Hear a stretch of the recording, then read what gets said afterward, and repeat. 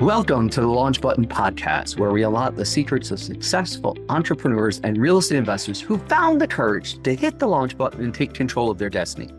Join me, Hugh Zaretsky, bestselling author, seasoned real estate investor, and serial entrepreneur, as we dive deep into inspiring stories and invaluable lessons that will empower you to break free from the ordinary and pursue your true passions. Are you feeling trapped in a job that drains your passion and leaves you yearning for more? Are you ready to accelerate your business and or real estate investing to take it to the next level? It's time to ignite your dreams and embrace the limitless possibilities that life has to offer. Get ready to launch into the life you've always desired by pressing the launch button. All right, everybody, welcome back to another episode of the Launch Button Podcast. Today, we've got a special guest. Not only is she an amazing soccer player, she's also a doctor, works a lot with kids, and she's a native New Yorker, right from Westchester. So we've got Cheri Davis, or AKA Dr. Cheri Davis, or AKA Cheri Davis, the soccer player that always gets the ball no matter where it is, whichever one you prefer. And so we're going to have a great conversation here. Cheri, tell everybody a little bit about yourself. Well, thanks for having me. I liked that third version of the introduction the best, when I'm always getting the ball on the soccer field. I would hope that to be true. It isn't always. But as you said, I'm a board certified pediatrician by training. I grew up in Westchester County, in the suburbs outside of the city. I've been in Manhattan for, I guess 6 years now. And I absolutely love being here. And I love what I do, which is working with kids. I have a really unique job set up where I actually go into the homes because I practice concierge medicine now, which has been a newer thing that I took on almost a year ago already. Awesome. Now, how did you choose pediatric medicine? Because that's a very unique field to go into. Yes, such a great question. So I would preface it with that I went into medical school with a very open mind, actually. Even though I had a sense that I always wanted to do pediatrics because I loved working with kids. I was a camp counselor for kindergarteners for numerous years. And at the same time, I was doing a lot of volunteer work in medicine. I was volunteering for the local hospital. I was at the front desk. I used to actually transport patients from place to place in the hospital. So that, plus becoming a certified EMT at 16 and working with the Volunteer Ambulance Corps together with my work with kids, all of that combined lean toward pediatrics before I even headed into medical school. But I still went in with a very open mind. And I found that I did like a lot of other specialties and subspecialties. Actually, surprisingly, I wasn't thinking that I would. I really enjoyed my OB-GYN rotations. I loved taking care of the moms and the women. Women's health was something that I found myself really interested in. But at the end of the day, when moms would have the babies, I found myself going and staying with babies. That's what a lot of people say about the people who end up in pediatrics. They follow the baby. And that's essentially what I was doing. And I really knew that pediatrics was for me when I was in medical school and working at CHOP and Boston Children's at these away rotations, which was an incredible experience. And hours would go by and I would totally forget I was there. It would be 7 o'clock and I wouldn't be thinking, oh, I have to run home, or oh, I have to get dinner, or oh, I have to do XYZ. What a luxury to not have to worry about all those things at that age, which is an aside. But I found that I was so captivated by the work and felt so rewarded and challenged. And that's when I knew, okay, this is definitely the field for me. That's amazing. Like you said, you just follow the babies. You were like, hey, but you did say something. I don't know if all the listeners caught it out there, but at 16, you became a certified EMT. Now that's like way before most people know what they want to do, and you're already helping people. You're already like saving lives, doing all those things. So let's back all the way up. What made you at like 15 be like, hey, I want to be an EMT and help people? Because that's crazy. Yes, it was partially to pressure test that I actually wanted to do medicine. And I wanted to be certain that this was something that really did interest me, because you don't really know at that age, right? So I wanted to increase my exposure. And so my mom actually made the suggestion. She helped me get registered for a class. It was in the evenings at a local community college. And I met such great people, and it was a range of all ages. So I was definitely one of the youngest. I think that's the age you can actually start to do it. But I had such a great time, and it was that experience that helped further cement my interest in medicine. And I definitely knew I did not like emergency medicine from having had that experience. So, again, I think the ways that you can immerse yourself in the things that you think you're interested in. There's no better way to figure out if you actually like it or not. That hands-on exposure was very telling. And so for any field, I would say if there's interest, and with shadowing doctors too, um, from an early age, just to see what their days were like, all of that data, that information can help you feel certain. I like a lot of data points. And I was getting as many as possible, even as at a young age, but it can make you feel certain that you're actually going after what you really enjoy. And that's not to say that you have to stay in that forever either, which I know we'll probably chat about too. But it was what interested me then and made sense for me then. And that was essentially a launch point for my later early career. Yeah, no, 100%. Like, and it's a great point your mom had, and glad you took that advice because most people don't, right? Most people go to college and they're like, I think I want to be a doctor or a lawyer or an engineer. They've never tried it, and they come out and they're like, oh, this is not what I expected. But now they're caught there, right? They haven't found their passion. They haven't done those things. That's why I talked about in the launch button book. Like, you got to find your passion, and you got to try things. And you were trying things at such a young age. So at 15, you already knew you wanted to go down the of the doctor. At what age did you realize, like, hey, I want to become a doctor? Was it Dr. Doozy? What was the show? Dr. Judy Hauser on TV? What was the inspiration? Because you had it, like, unlike most people where they go through trying to figure it out, floating along like a log on a river, you seem to have figured it out at a really young age what you wanted to do. Yes, I would say the turning point was around 8, 9 years old. My mother's mother, my maternal grandmother, had uterine cancer. And so we were spending a significant amount of time with the doctors in and out of the hospital. And that's actually when I first became interested in medicine. And I'm sure I was interested in a lot of other things. I think vet was one of the things that I threw out there, but I had expressed it, and my mom was very supportive, and she was always thinking of ways. You said you may like this, let's explore it.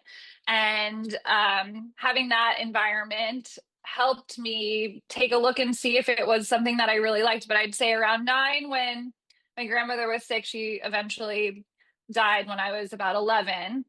That period of time was when I first started to say, hey, this is it's actually really interesting to see what the doctors do and the nurses do, and the whole healthcare team, and how you form the relationship with the oncologist. So I realized it, and then it kind of stuck with me. My mom obviously kept it in the back of her head too. And as I got older, it was something that, again, I kept revisiting and remembering. I loved science in high school, so I signed up for all the advanced courses, and biology was one of my absolute favorites. So things kind of just kept adding to that passion, that fervor that I felt around science and medicine and health from a really young age. But so it can happen. And that's not to say that everyone figures it out then. And then I would say that later on, I found other interests or rediscovered other interests and passions. But it definitely was something that began pretty young for me. That's awesome. And I'm sorry about your grandmother, number one, but two, it led to you saving so many lives. And so I'm sure every time you do something like it, so it brings back the thought of the either consciously or subconsciously that you're helping your grandmother, and because of that whole process, right? Like that trauma at such a young age, and that's often what has to happen in somebody's life is unfortunately they got to have a trauma, and then they realize what they want to do. And you just had that That's such a good point. you Yeah, just had it's that a whole great point. experience sped out like for you, which is great because then you get to do what you really like, and most people don't. Most people don't like their jobs. They don't like themselves. And you saying, hey, I was there to 7 p.m. with the babies and I didn't care. Like, you would have stayed there till 10 o'clock. Like, you were just having fun and enjoying your passion. And that's when it's no longer work, right? It's just passion. That's right. So how do you get into soccer? Burning question. Oh, yes, soccer. I played in high school. I played in elementary school and high school. I was never particularly that good, I must admit, but I always liked it. And then fast forward to medical school, I did still have time for extracurricular activities and hobbies and interests, which was a blessing at the time. I didn't even realize it then. But I had a group of friends that was playing. We used to play indoor and outdoor, actually, signed up with a couple other medical students. And it was so much fun. So I didn't continue it through residency when I had a lot less time, unfortunately. And that was a less exciting period of my entire career. But when I got to New York, thought, oh, I need to make new friends. Making friends as an adult is hard. It's Yeah. not natural. It feels funny. You're older. A lot of people have already been in the city for a lot of years, or they've made friends through work or other things. And so I said, I'm just going to sign up for soccer and see what happens, because I loved it during medical school. I didn't have the time for it during residency, and I have the time now that I'm in New York in a new place. And I am so glad that I took that leap of faith, because I have met some of the most spectacular people through the soccer community. I'm so thankful to have them in my life. They're so positive, so supportive. And it's something that I still do weekly, and I look forward to it so much. And it's a great stress relief, right? Like getting out there Yes. and playing. And full disclosure, that's how we met. We met on the soccer field. I think Cheri either filled in for one of our teams, or I filled in for one of hers, and like mutual people. And then it is just that community aspect, because nobody tells you that as an adult. Like out of college, like it's harder to make friends when you move somewhere new, and you got to have those things, and you got to put yourself out there. And I congratulate you for putting yourself out there. And is that how you met your husband? I thought you met. Yes, I that think is that's how, just yes, that is our meeting story exactly. We signed up for a team. It was through mutual friends. Kind of, they recruited us, and then they put us on the same team. And that was our first time meeting on the soccer field. Right. I'd say after COVID was happening. yeah. So it was a while ago now, and we just got married in May of last year. Time is flying, my goodness. But it was a really organic way to meet. I feel like you hear less of those stories nowadays with everything being online. And that's not to say that's not a great way to meet people, but there are ways to meet them in person too. And I would say to explore both. And it was unexpected, but a great surprise. Yeah, it was awesome. Like, she was playing on our team, and then all of a sudden she brings this guy down, and he fits right in, and everybody fits in. And that's what's great. Like, as you guys are in the right communities and you're building your right networks, like everybody just sort of plugs in, and it becomes a seamless transition. And Cheri doesn't tell you this, but she plays like 3 times a week sometimes, or at one point she was. I don't know if she still At is. one point, At one point she was playing twice like a week now. yeah, she was like on 3 different teams, and she was like, anybody need soccer? Like, I got openings. So it was a great community and a great person to always be around. And you can tell by her beautiful smile as she's sitting here, and the beautiful wedding photos of her and her husband. And congratulations on that. Got them there. You got them all Thank over her you. Instagram and everything like that. So now as we move forward, so we played soccer. Now you were working in the hospitals, and now you've transitioned into I guess I don't want to say higher level, but Yeah, having a private better impact. practice. Yeah. Yeah, my career trajectory is unusual, and I love that about myself. So, yes, I was in residency in Washington, D.C. at Children's National. It's a high volume, high acuity hospital.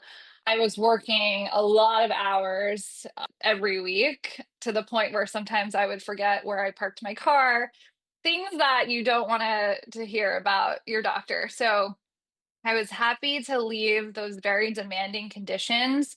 And actually, I had reached a point then where I realized that I wanted to explore other ways to apply my medical degree that weren't direct patient care, because the direct patient care wasn't what I was expecting it to be when I first went into medical school. So all those years of wanting to be a doctor and how I envisioned myself having all my patients and spending an hour with them and getting to know them, that did not exist. And that became very clear to me, unfortunately, in any setting, really, certainly not the academic setting in the hospital, and definitely not in a lot of the traditional practice brick and mortar settings that exist in the world today. It's not the way that it used to be.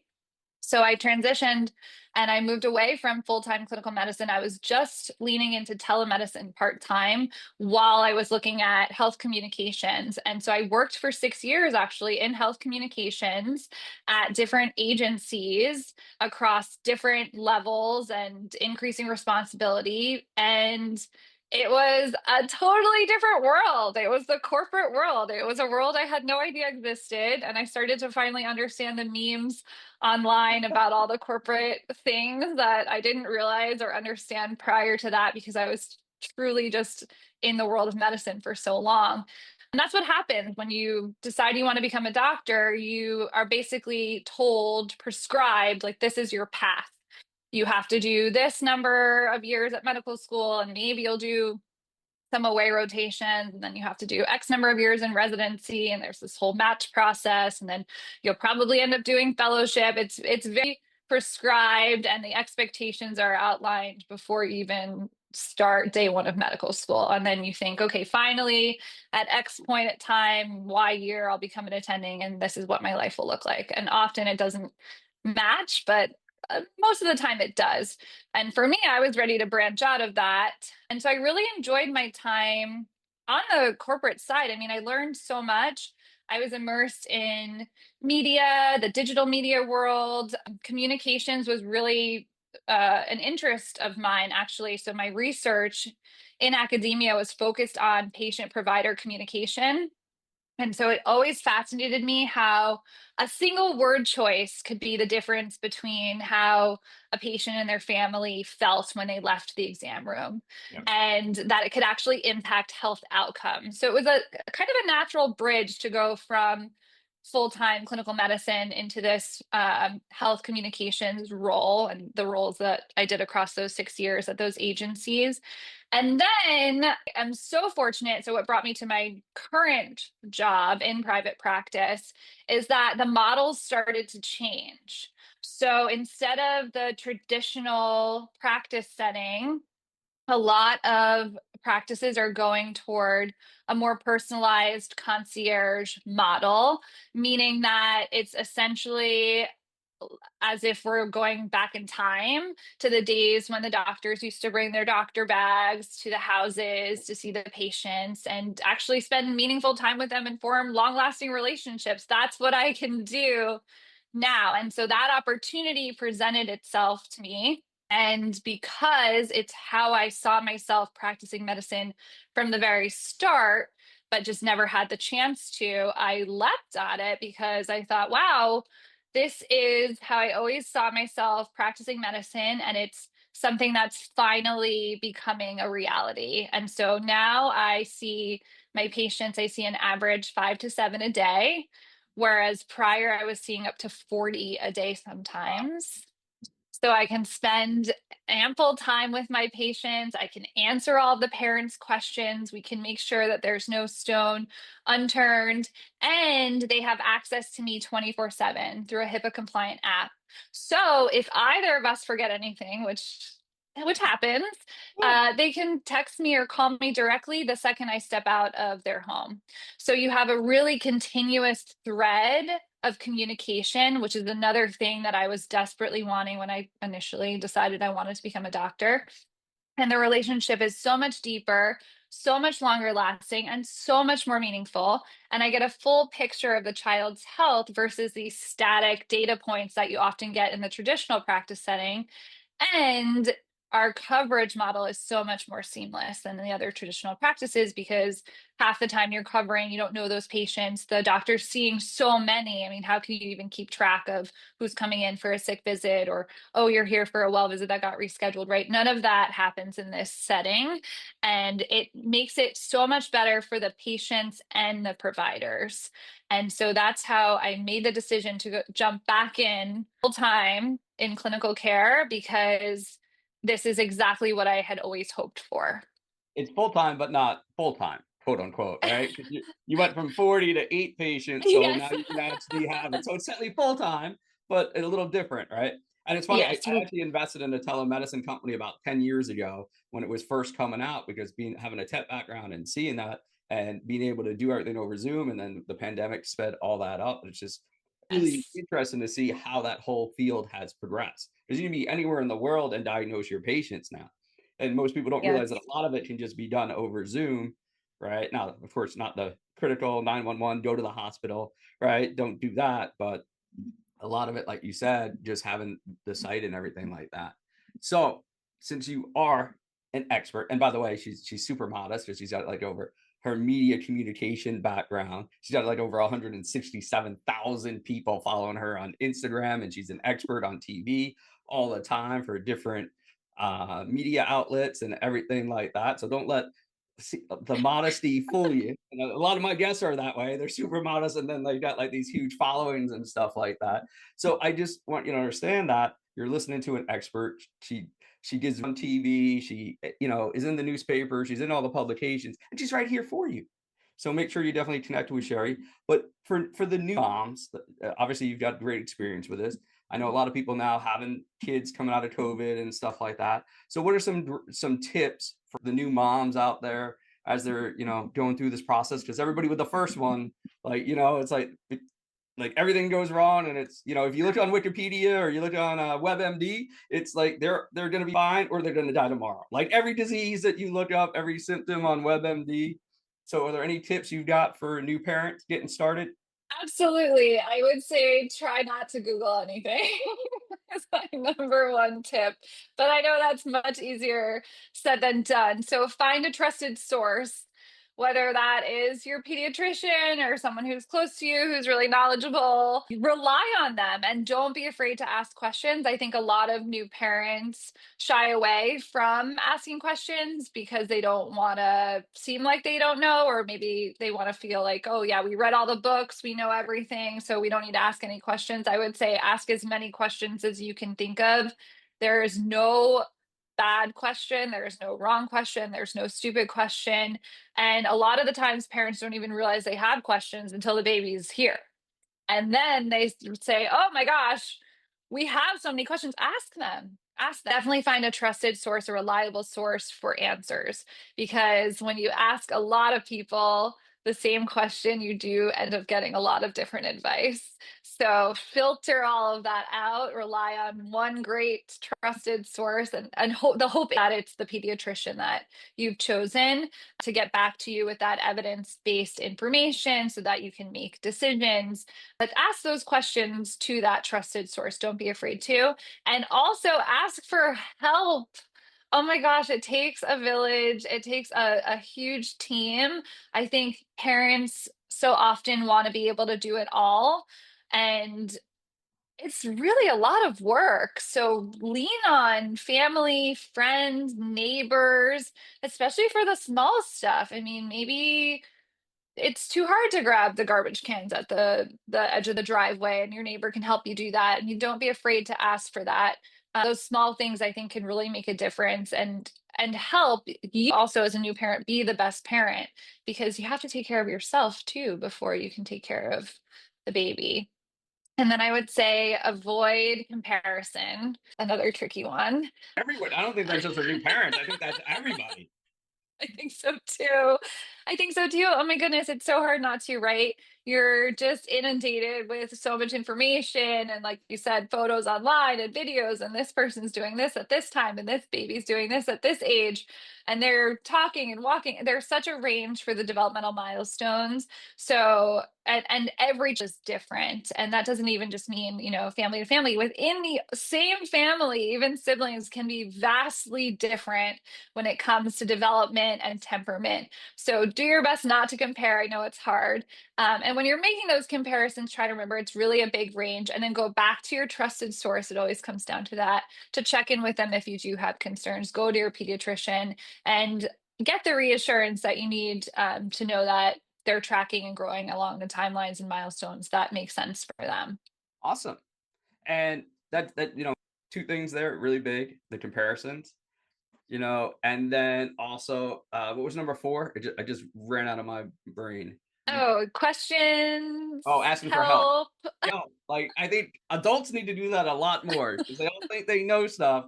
And like that's one of the biggest things. I'm like, yeah, I don't really fully understand that. Let me go ask an expert. So I Very if that's true. right there in parenting and in life and in business, don't be afraid to ask for help. You're not supposed to know everything. When I teach my entrepreneurs and real estate investors and I coach the business, it's always like, you're going to suck and then you're going to get better. And I think as parents, people are like, what if I suck? I'm going to mess up my kid. Oh my God, what am I going to do? I'm going to ruin him for life. Right. I love that advice. I'm going to steal that. That's what it is. Like, we're all going to suck and then we slowly get better. So, for parents out there, I know they're like, oh, but I might, everything's like death. Like I might do that and unfortunately roll over, kill my kid. And that's the biggest fear. So for them, what are some thoughts or some other resources you might suggest? Anything out there that you like to follow or to stay up to date on the latest trends? Definitely. I would say the American Academy of Pediatrics is a great resource. They have healthykids.org where they share a lot of additional easy to understand information for all different ages and stages of the child. So we often rely on them, or we share a lot of those resources for parents, new and experienced parents. I would say that's a big one. GoodRx has some great articles that you can browse through. And then my own practice website, ellistonpediatrics.com, has a whole section on resources too. There's one for the CDC milestones, for example. There's one with medication dosing, because that can also cause a lot of confusion. Tylenol, infants, Motrin, children's Motrin, the differences, the different doses for ages and weights. So they can always check there. I'd say those are the big ones. Trying to think if there's any specific online. The Pediatrician Mom is one that I think is a great, so you can check that out too. She shares a lot of great research-backed, evidence-based data and advice, and she has a whole website as well. And then you got Dr. Cherilyn Davis online, right? You can follow that one as well and follow our podcast. Yes, you can always find me on Instagram too. Yeah, on Instagram on there. And we're going to go a little deeper with Cheri in a little bit about how she built such a following, right? Because that's part of it. We're going to do that on the Inside Podcast. So those of you guys, hit the hearts, hit the likes, go to the launch button, podcast.com. You can click on there and you'll get the bonus episode in there. But staying in the kids here, because you've seen so many and you have this now huge, bigger and bigger of autistic kids and special needs coming out, and it seems to be more rampant than ever before, unfortunately, and more people being diagnosed. Is there any tips you can give for parents that are concerned their kids are on the spectrum or potentially seeing signs of that? Yeah, I've seen a lot of the research still coming out recently, even that has shown that vaccines aren't the reason for the increased prevalence in autism and other spectrum disorders, but we truly don't have a good reason why we're seeing an increase in them. I'm certain that it's multifactorial. There's probably some element of genetics, the environment, all of those things combined. I would say that remember, though, it's never your fault. I would remind parents of that often if they're arriving at a diagnosis of autism or a spectrum disorder. It's nothing that they did that caused it. And I'll always remind them of that again and again, because it's so easy to blame yourself when anything like that comes up, any challenging diagnosis. What was the thing that I did that caused this? And often you don't know, and you'll never know. And that can be hard to accept. But I would say that really closely with your pediatrician again.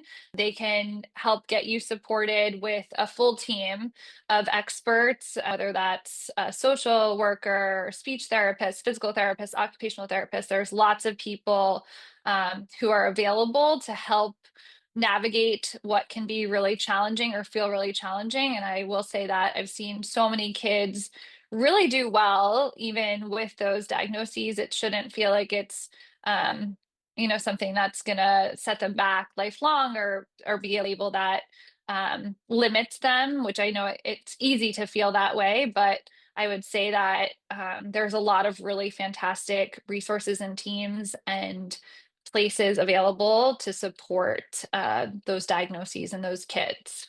That's great tips for people out there. And before we wrap up here, let's talk a little health and nutrition, because I know you're big in health and nutrition. Your husband's big into it. You guys are being athletes, into our past athlete ages as we are now, right? But we're still those 25-year-olds, and we're we're still competing with those youngins out there on the soccer field and stuff like that. So are some of your keys for health and nutrition? And Oh gosh, I wish I could take my own advice better here. I think that the saying everything in moderation, though, really is a good one.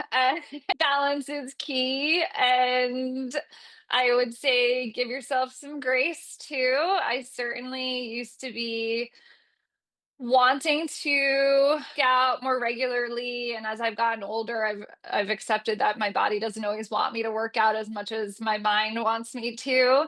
So I think just following the cues from your own body, right, listening to yourself, are really important for health and nutrition. I mean, if you're craving that cookie, it's better to just have the cookie than to not eat it, and then 2 days from now find yourself having a whole strip of cookies, right? So I think the balance is important, giving yourself grace, and just sticking to moderation for everything as best you can is my true advice, just as a person and as a physician. and then you can get out there on your favorite sport field. You can be competitive, get the stress out. I know that's how a lot of us use it, is to get the stress out during the week, run off energy. And that used to take away a lot of, afterwards you always felt so much better, whether we won or lost. Better when we win, just a little when we lose, but it also becomes that social aspect. So make sure, we're That's doing so that. true. I think we saw that a And lot with COVID, like where yes. people lost their social control, even on the soccer field. Yes, yes. And you're bringing up a good point, actually.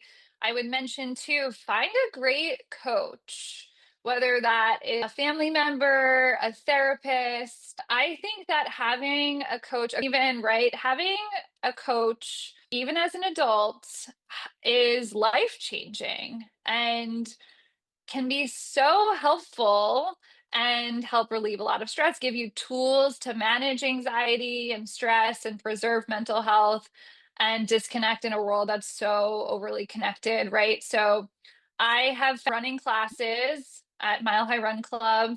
I absolutely love going, and it burns off stress, but I also love one of the coaches there.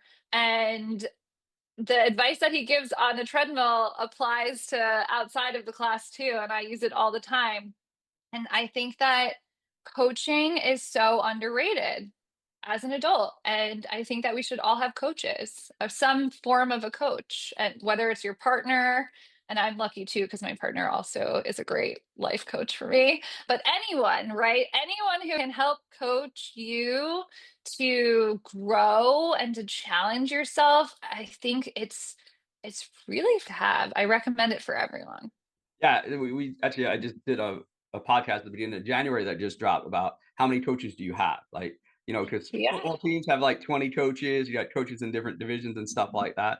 Now, the one Yeah. thing we do often say is you don't want to coach your spouse. Now, give advice to your spouse, 100%.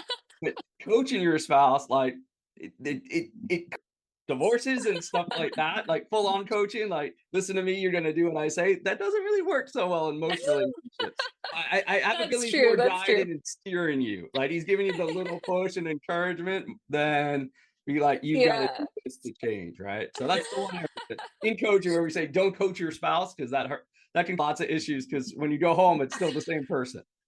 I see what you mean. Yeah, I don't know. I think we coach each other sometimes on the field, but we leave it Yeah, there. right. Yeah, like coach each other lightly. Like it's not like, yeah, you have to do what I said, right? Like as a hardcore coach. So Of awesome. course. So as we wrap up here, Cheri, is there anything you want to share with the audience? Any other tips, thoughts, closing things you just like to share with people? I would say that I would encourage everyone to try something that's scary or try something new. I think that you can discover and learn so much about yourself when you're put in a situation that you're not confident about being in, and you can really thrive and grow so much doing that. And don't be afraid of change. I mean, I for the long time was really afraid of change. I think that's also partially why I enjoyed going into medicine, because it was so prescribed, and it was a very clear path from the beginning because I didn't really like adjusting and I didn't really like changing. There are some changes along the way, but you kind of know about them for so long ahead of time. They aren't so burdensome or scary. And then I decided to make a huge change, which was leaving that full-time clinical medicine role that I always saw myself in. And that in that moment, I think that I learned a lot. You can reflect on why you're making the change. I think that can teach you a lot. Are you burnt out? Are you just not interested anymore? Or what can really revive a lot of your passions? And then I would say that the new opportunities exist in places where you would never expect them.